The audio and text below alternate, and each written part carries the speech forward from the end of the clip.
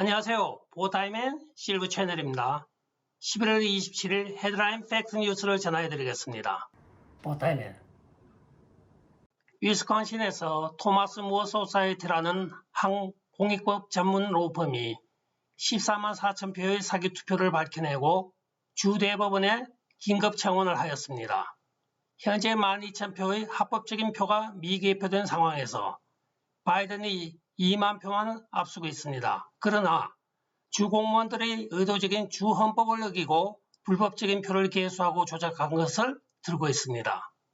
주법에 따르면 투표인에게 본인 확인 가능한 사진이 첨부된 신분증을 요구되어 왔습니다. 그러나 법에는 부재자 투표나 우편 투표에 해당하는 예외 조항으로는 질병이나 질환, 신체 허약 또는 구금 상태에 국한되어 있었습니다.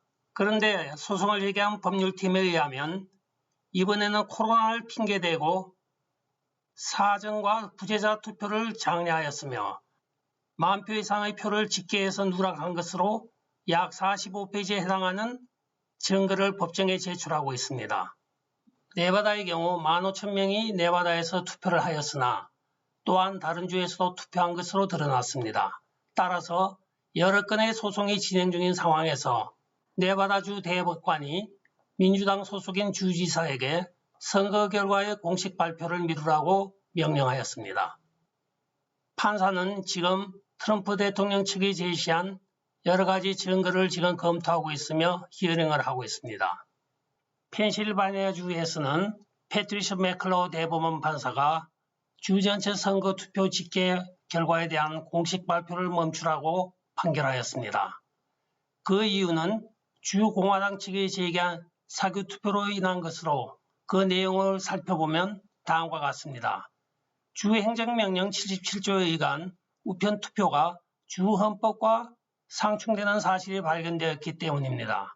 따라서 77명의 고소인 고발이 이루어진 법정 절차가 계류됨으로써 공식 선거 발표가 미뤄진 상태입니다.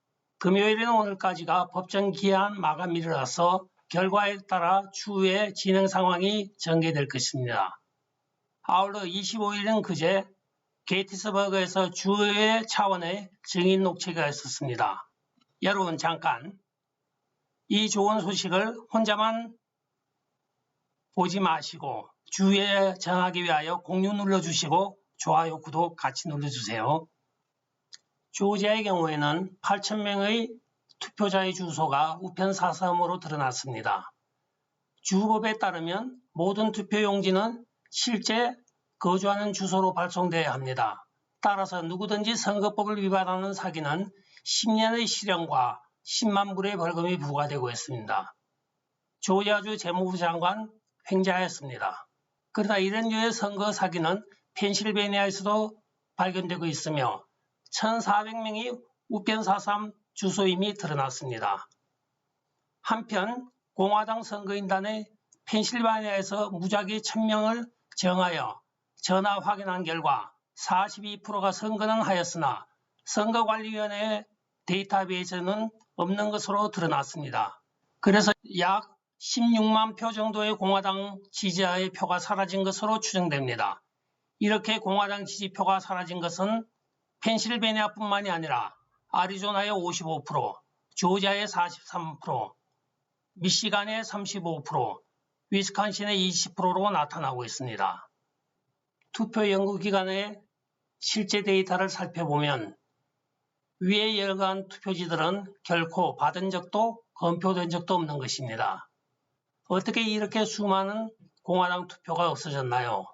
그러나 전문가들의 그간의 수많은 데이터와 분석 결과를 보면 보통 5 내지 9%가 없어지는 경우가 있습니다. 그러나 이 많은 퍼센트의 투표가 우편 취급될 수는 없다고 합니다. 그러나 조지아의 44%, 펜실바니아의 42%는 있을 수가 없는 수치입니다. 그 다음은 미디어와 빅테크의 선거에 끼친 영향을 알아보겠습니다. 90%의 뉴스를 보내는 매체는 오직 6개의 보도회사에 장악되어 있습니다. 자, 그들이 한 것을 찾아봅시다. 그들은 헌터 바이든의 이야기를 덮어버렸습니다. 구글의 경우 600만 표 정도를 자기들 정치적 아젠다를 위하여 사용자들에게 쇠뇌하였습니다. 야후, 빙, 덕덕고 또한 구글의 검색창은 민주당과 PC 쪽으로 완전히 편향되어 있었고 그동안 이것들을 통하여 유권자들이 민주당을 찍도록 검색창의 결과를 조작하였다고 앱스테인 박사가 이야기를 하고 있습니다.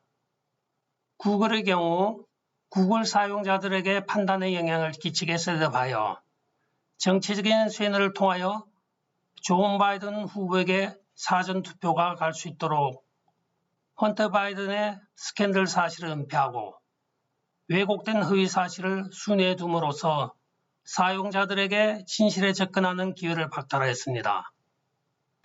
이 일이 구글만의 일은 아닙니다. 약 1개월 전에 트위터가 헌터 바이든 이야기를 트윗하거나 리트윗하는 것을 전부 막아서 바이든 지지자 중에서도 50% 정도가 이 사실을 오늘까지 알지 못하고 있습니다. 이 사건은 외국의 돈을 받고 자국의 이익을 해친 중대한 범죄적 사실을 덮어왔다고 그들은 스스로 자인을 해야 됩니다. 그러나 그들은 효과적으로 검열과 미보도를 통하여 이 사건을 덮어왔던 것입니다. 지금도 일반 사람들에게 헌터 바이든 이야기를 해보면 무슨 소리를 하느냐는 비난을 우리는 들을 수밖에 없습니다.